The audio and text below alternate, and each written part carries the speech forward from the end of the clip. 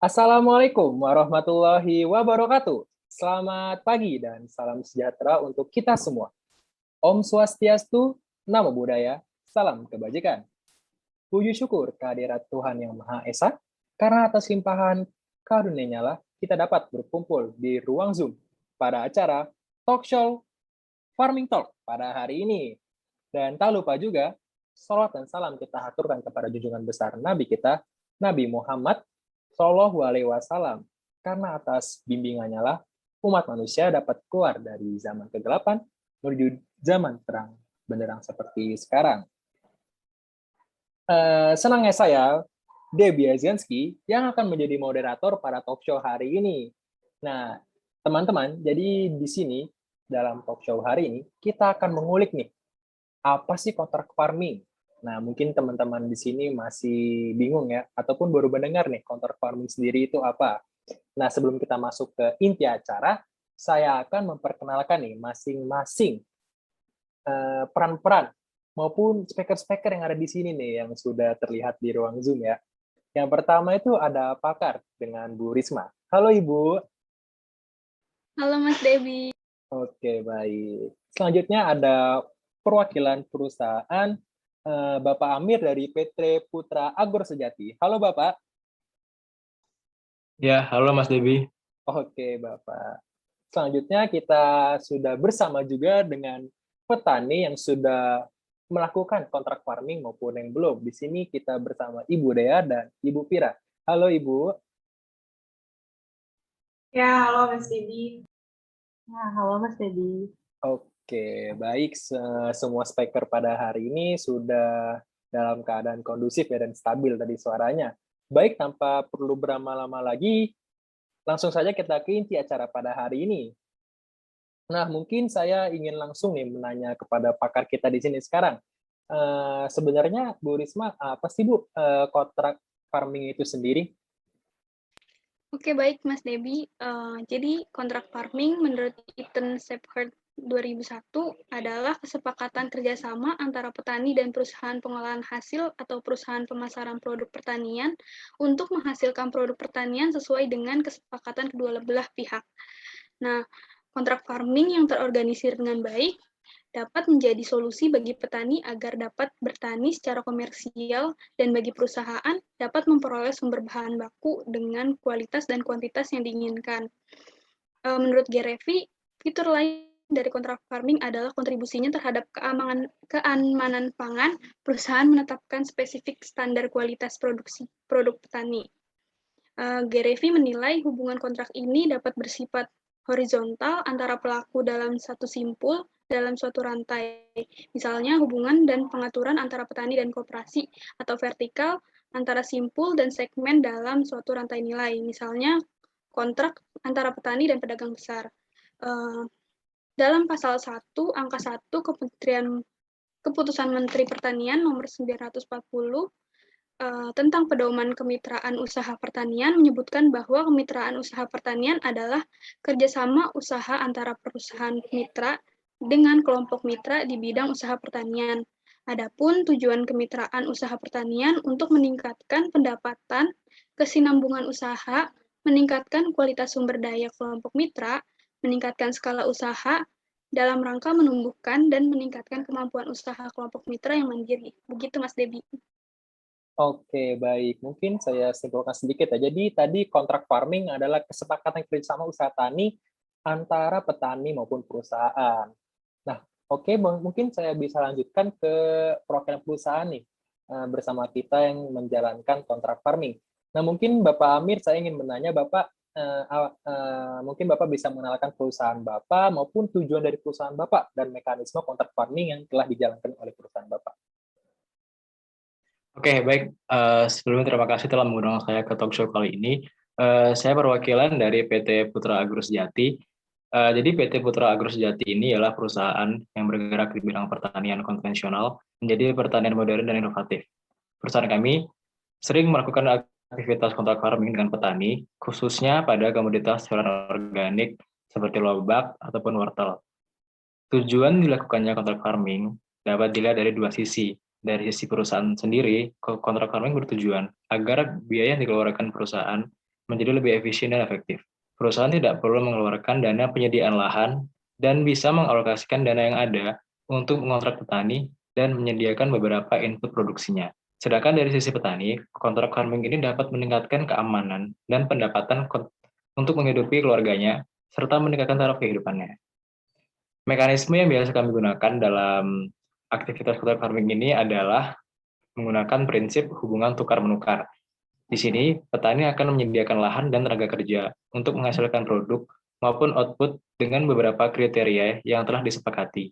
Sedangkan perusahaan menyediakan sejumlah input produksi seperti bibit, pupuk, obat-obatan, lalu ada kredit ringan, dan juga pelatihan serta penyuluhan.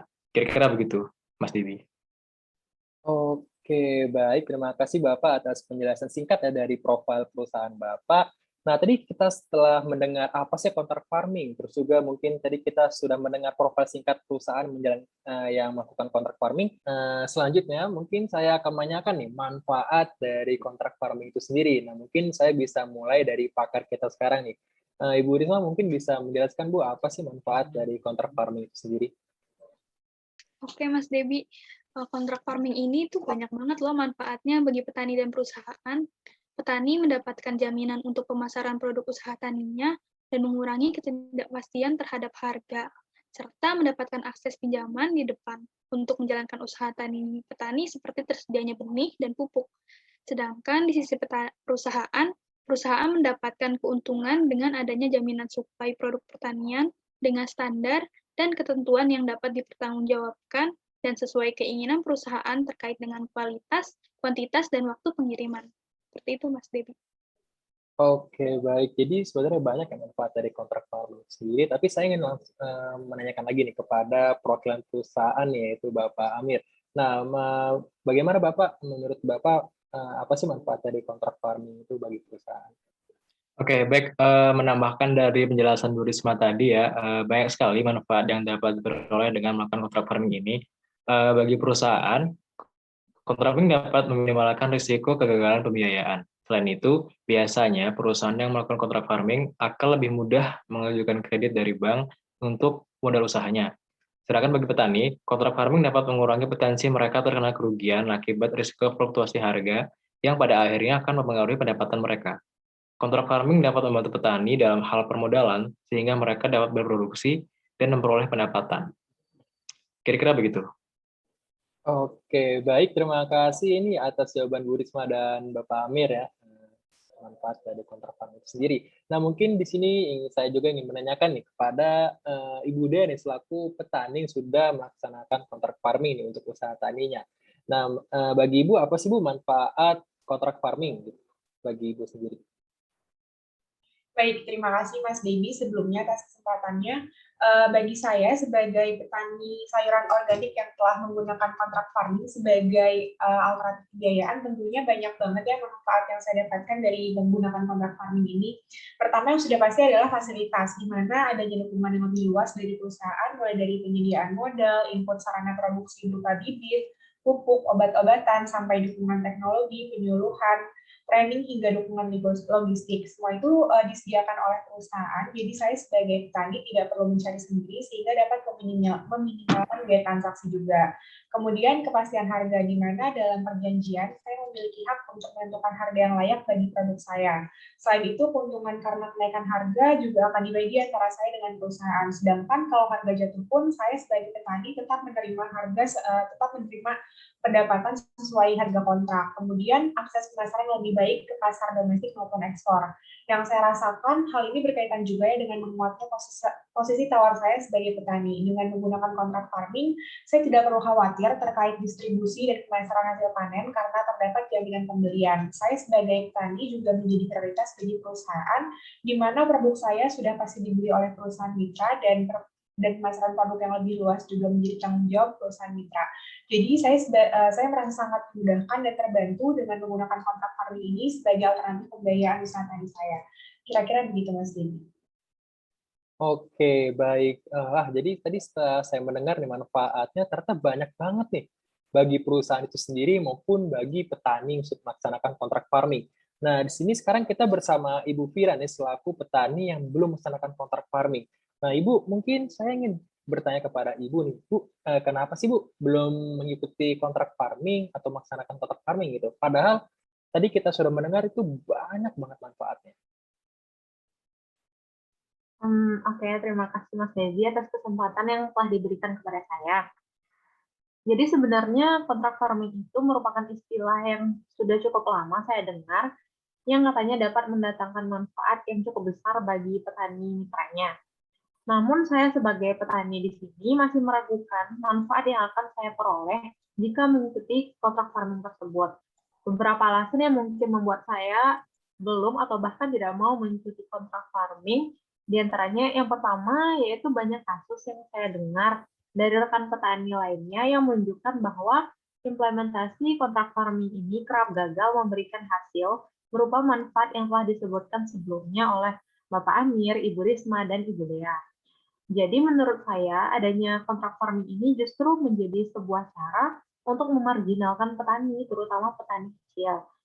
Ini juga membuat kepercayaan saya menjadi berkurang kepada perusahaan atau badan yang nantinya akan menjadi mitra. Nah, selain itu,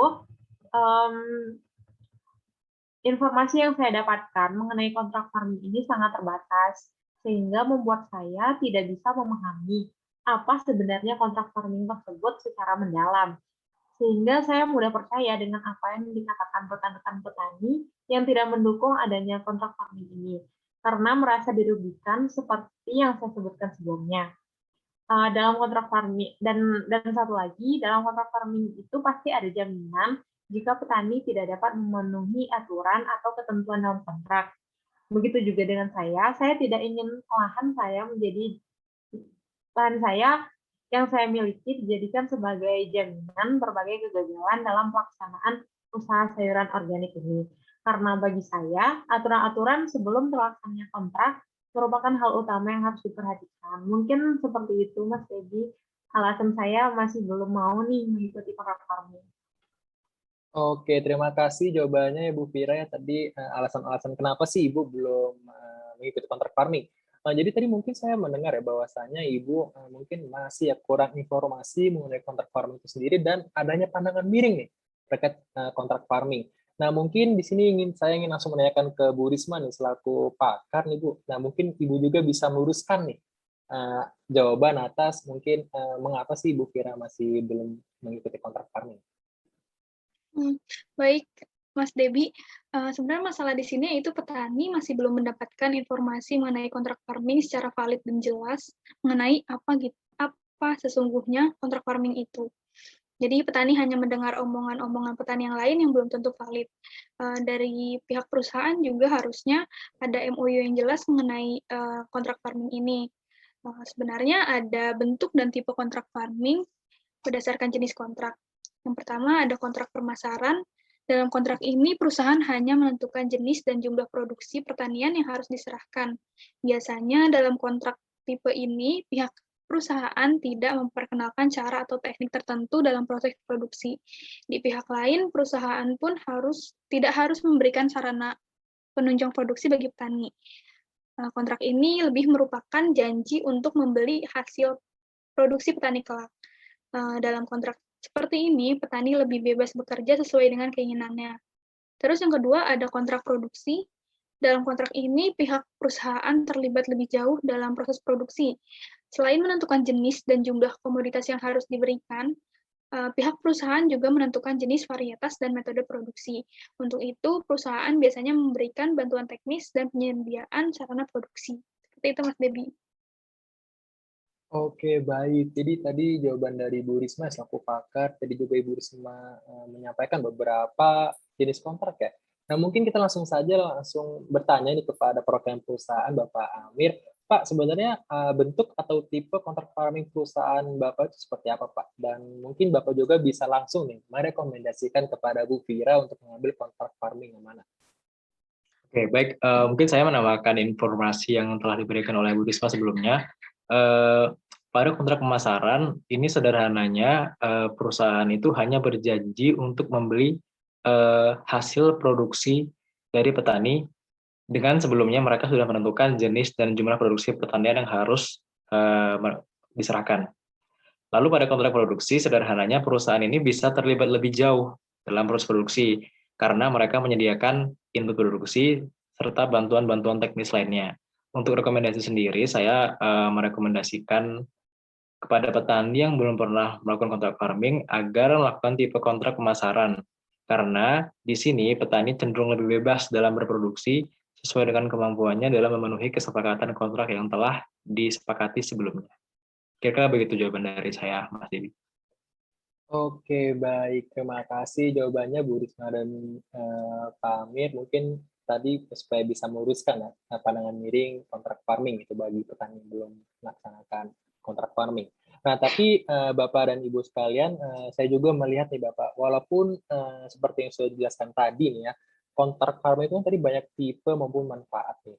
Nah, namun pada faktanya yang terjadi di lapangan, pembiayaan melalui kontrak farming di Indonesia ini masih sangat minim yang dilakukan. Nah, menurut Ibu Risma nih selaku pakar, upaya apa sih Bu yang dapat kita lakukan untuk menggerakkan kontrak farming sebagai alternatif pembiayaan agribisnis? Oke, baik. Upaya yang dapat dilakukan untuk menggerakkan kontrak farming sebagai alternatif pembiayaan agribisnis adalah dengan memberikan informasi yang jelas kepada petani mengenai apa dan bagaimana kontrak farming berlangsung, serta manfaatnya. Dan itu informasinya harus jelas dan valid. Dari segi perusahaan juga harus pandai meyakinkan petani agar terbentuk kepercayaan dengan petani. Harus ada kesepakatan yang jelas mengenai kontrak farming ini antara petani dan perusahaan agar tidak terjadi kesalahpahaman dalam pelaksanaannya. Seperti itu, Mas Debi.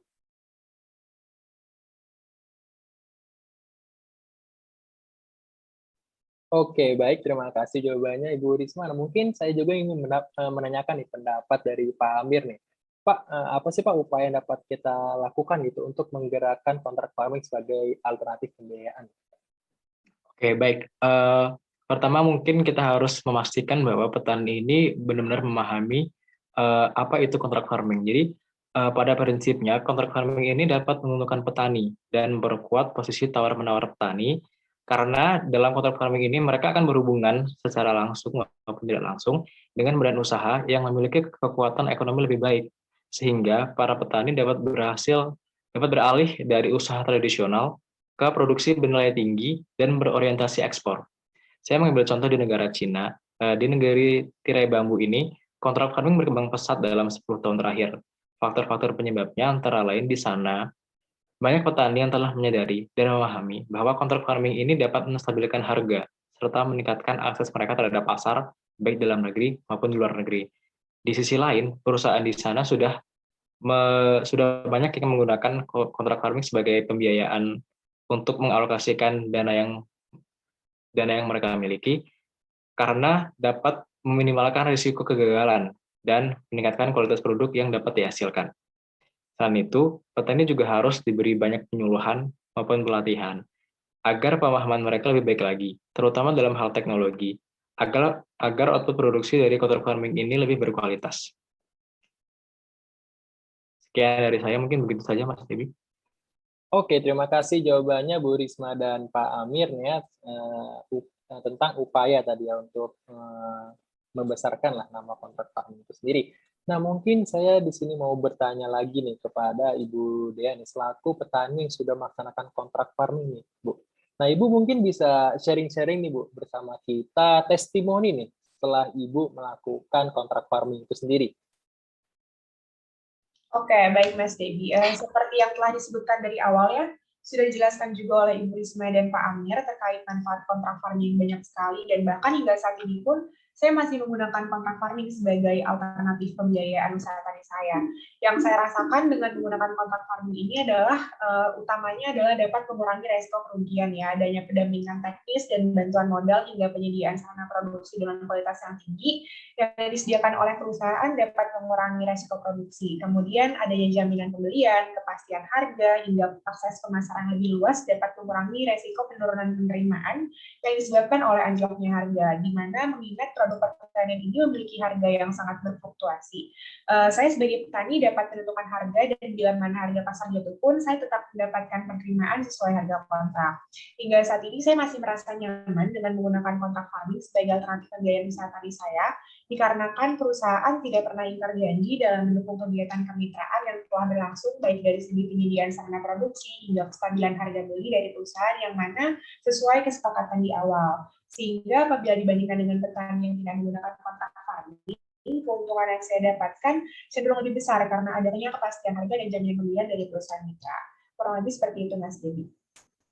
Oke, jadi sebenarnya banyak sekali ya Bu ya manfaat dari melaksanakan kontrak farming, khususnya bagi petani nih seperti Ibu. Nah mungkin saya juga ingin langsung menanyakan lagi Bu, nah menurut Ibu nih selaku yang pernah melakukan kontrak farming, bagaimana Bu peluang kontrak farming ini bagi komoditas sayuran organik? Baik, bagi saya, menurut saya peluang kontrak farming dalam pembelian komoditas sayuran organik ini cukup besar ya, mengingat terdapat banyak manfaat yang didapatkan oleh petani yang menggunakan kontrak farming dibandingkan dengan petani yang tidak menggunakan kontrak farming, terlebih pada komoditas sayuran organik ini. Seperti yang diketahui dan sudah disebutkan juga sebelumnya, bahwa resiko fluktuasi harga bagi komoditas pertanian itu sangat tinggi. Pada umumnya fluktuasi harga sayuran itu lebih tinggi dibandingkan dengan buah, padi, dan palawija. Umumnya fluktuasi harga ini disebabkan oleh permintaan pasar terhadap sayuran yang tinggi, namun pasokannya masih rendah. Pasokan yang rendah ini disebabkan salah satunya oleh penanganan pasca panen yang kurang tepat. Mengingat sayuran merupakan produk pertanian yang bersifat musiman dan rentan rusak, sedangkan konsumen menginginkan produk yang segar dan higienis. Nah, karena keterbatasan waktu dan akses pasar yang terhambat dikarenakan akses transportasi yang sulit, membuat produk sayuran ini mengalami penurunan kualitas hingga saya sebagai petani dihadapkan dengan keadaan harus menjual produk dengan harga yang lebih murah sebelum terlanjur rusak atau membuang sayuran yang sudah terlanjur rusak. Nah, dengan menggunakan kontrak farming dapat menjamin kemudahan akses pasar yang lebih luas, penyediaan transportasi untuk distribusi, bahkan hingga penyediaan teknologi terkait penyimpanan dan pengemasan sehingga dapat menurunkan resiko kerusakan, sehingga membuat produk bertahan lebih lama dan menghindari resiko fluktuasi harga yang tinggi. Penggunaan kontrak farming juga membantu saya sebagai petani mulai dari penyediaan sarana produksi dengan kualitas tinggi, teknologi, hingga pelatihan yang dapat meningkatkan produksi sehingga dapat memenuhi kebutuhan pasar. Tanpa kontrak farming, pemasaran yang dilakukan oleh saya dan teman-teman lainnya sebagai petani sayuran masih kurang efektif karena hanya dapat dilakukan melalui pasar tradisional. Namun dengan menggunakan kontrak farming, pemasaran dapat diperluas ke swalayan hingga pasar ekspor. Sehingga menurut saya peluang kontrak farming sebagai alternatif pembiayaan komoditas sayuran organik ini sangat besar. Mengingat dengan menggunakan kontrak farming, petani mendapatkan banyak manfaat dan keuntungan yang dapat meningkatkan penerimaan dan kesejahteraan hidup hingga menimbulkan efek multiplier juga bagi perekonomian Indonesia. Seperti itu, Mas Debbie. Wah, luar biasa sekali ya ternyata manfaat kontrak farming sendiri bagi usaha tani, bahkan bisa sampai berpengaruh ke perekonomian negara kita nih. Nah, tadi kita sudah menerangkan manfaat, terus juga macam dan tipe kontrak, terus juga testimoni langsung nih dari petani yang sudah mengikuti kontrak farming. Nah, untuk Ibu Vira sendiri nih Bu, kan Ibu belum mengikuti kontrak farming. Jadi setelah mendengar jawaban-jawaban tadi, apakah Ibu menjadi tertarik atau masih ragu nih Bu untuk mengikuti kontrak farming? Oke, baik.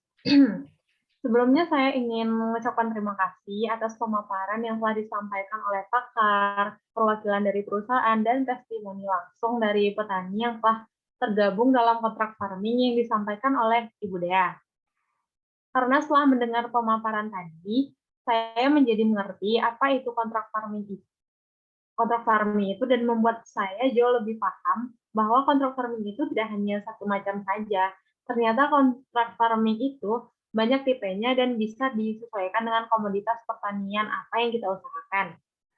Sehingga bisa dikatakan kontrak farming itu sangat fleksibel dan berusaha membuat kedua belah pihak, yaitu pihak perusahaan dan kita para petani mendapatkan untung yang maksimal dan manfaatnya sangat banyak sekali sebagai peluang pembiayaan.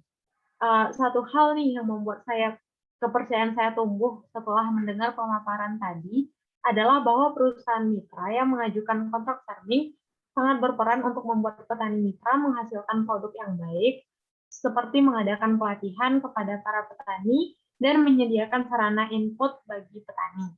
Selain itu, aturan-aturan yang dibuat sebelum kontrak farming dilaksanakan juga disusun agar tidak hanya menguntungkan satu pihak saja. Sehingga kesimpulannya saya sangat tertarik untuk mengikuti kontrak farming ini. Seperti itu, Mas Dedi. Wah, jadi tadi dari yang masih ragu ya Bu ya, jadi langsung tertarik nih Bu ya setelah mendengar jawaban pakar, perwakilan perusahaan maupun petani yang sudah melakukan kontrak farming. Nah, mungkin saya ingin menyampaikan sedikit ya kesimpulan pada talkshow kita pada hari ini. Jadi tadi kita sudah mendengarkan tadi ya teman-teman semua apa sih kontrak farming yang telah dijelaskan oleh pakar, dan juga ternyata kita juga saya juga baru tahu nih bahwasanya kontrak farming itu banyak tipenya, tidak hanya satu saja gitu, dan juga tadi banyak sekali ya manfaatnya ya bagi perusahaan maupun petani itu sendiri yang sudah melaksanakan kontrak farming. Baik, dengan berakhirnya penyampaian kesimpulan, berakhir pula talk show kita pada hari ini. Saya ingin mengucapkan banyak terima kasih kepada pakar Ibu Risma, perwakilan perusahaan Bapak Amir, dan perwakilan petani ya, ada Bu Dea dan Bu Fira yang sudah menyempatkan waktunya datang pada talk show hari ini. Demikian mungkin semoga dengan talk show hari ini membuka insight baru nih bagi petani yang belum melaksanakan kontrak farming untuk bisa melaksanakannya nih sebagai alternatif pembiayaan bagi usaha taninya gitu ya, agar bisa meningkatkan lagi usaha produksi agribisnis petani tersebut. Demikian talk show kita pada hari ini. Kurang lebihnya mohon maaf, saya Debbie Azanski pamit undur diri. Wabillahi taufik wal hidayah. Wassalamualaikum warahmatullahi wabarakatuh. Sampai jumpa di talk show selanjutnya.